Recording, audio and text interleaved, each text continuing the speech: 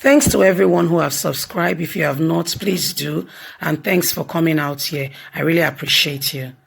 I was not in Uniben at the time Professor Sagay clears air on Oshiomole's allegation against Iyamu. Whoa. You know those words of Adams Oshiomhole said about this man Iyamu? I feel for him because if he was my brother or somebody related to me, Adams Oshiomhole has to prove those words he has said. Because I know exactly what I'm saying, the damage those words have done, not just to him as a person, his career, his reputation. I don't know him from Adam. I've never seen him in person, but hearing about all that is going on as a result of, I'm not saying he's innocent. I'm not saying he's not innocent, but you have to be careful who speaks into your life. Seriously, those words is like a seed that goes on and can come back, not just grown, but with fruits that can be stoned at you, aimed at you, and referred back to you every time, every day, every moment. It becomes a haunt. It becomes a torment. It's traumatic.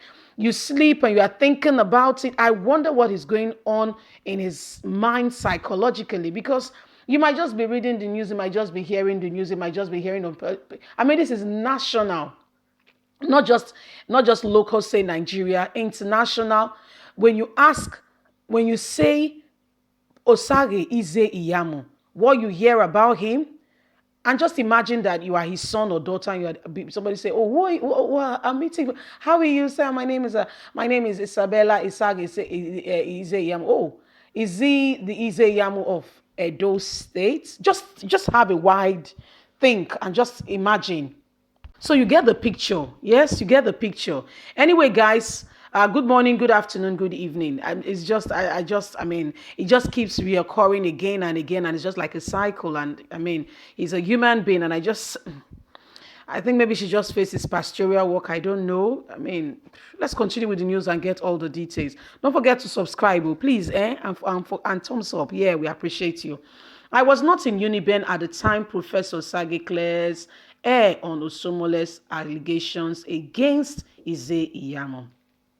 It may appear this is a bid by the All Progressive Congress to do a damage control on its governorship candidate, Pastor Osage Iyamu image, as a clarification has been made over allegations made against him by former national chairman of the party, Adams Oshiomhole. This is a presidential advisory committee against corruption. Professor Sagay San has debunked the claim that he was the chairman of the committee set up by the University of Ibadan, Uniben, to probe the court-related issue involving Pastor Osage Iyamu. Recall that Adams Oshiomhole, a former governor of Edo State, in a viral video alleged that Osage Iyamu was a student of the university, was a cultist, and poured acid on a private parts of a student while he was a student. Oshiomhole went further, saying Pastor Iyamu was also in the Faculty of Law where he was rusticated, and claimed that Professor Sagay, who was the Faculty of Law head in Uniben, was at the panel that investigated Iyamu, governorship candidate of the APC in the forthcoming election. Oshiomhole has said Pastor Iyamu poured acid on a student private part in the University of Benin, and Professor Sagay, who was at the institution then, was the chairman of the committee set up by the university to investigate the matter, and the committee that found him guilty and which led to his expulsion. That's why Pastor Iyamu had no certificate and was rusticated from the University of Benin. But in his reaction in an interview on Wednesday, Professor Sagay said he couldn't recall heading any committee Oshiomhole was referring to until he left the law faculty of the University of Benin in October 19 1986. My dear, Iyamu, we also produced that video where he was in an interview and he mentioned everything that happened clearing the air. Please refer to our former news and get all the details. There is damage control being done now by APC. Let's continue. However, the senior advocate of Nigeria noted that he can't deny if the incident described by Oshiomhole happened or not, but admitted that APC governorship candidate was his student and remained a student when he left as the dean of the Faculty of Law in the University of Benin. The truth of the matter is that I have no knowledge of what Adams Oshiomhole is talking about. I can't recall the incident. However, I can't say that Oshiomhole was telling a lie. My dear, reconcile the statement. Reconcile them with the ball is in your court. Put two and two together. I hope he's not me as another confusing me as another dean at the university. I stopped being dean of the Faculty of Law in October 1986, so I couldn't have been someone else or been mistaken for someone else. But I can tell you that Sagay Iyamu was in Uniben, and when I was there, he was one of my students, but I left before he finally graduated, so I can't recall the incident that Oshiomhole described. I am not denying it, but I can't remember. He has a bit of dementia, so forgiven.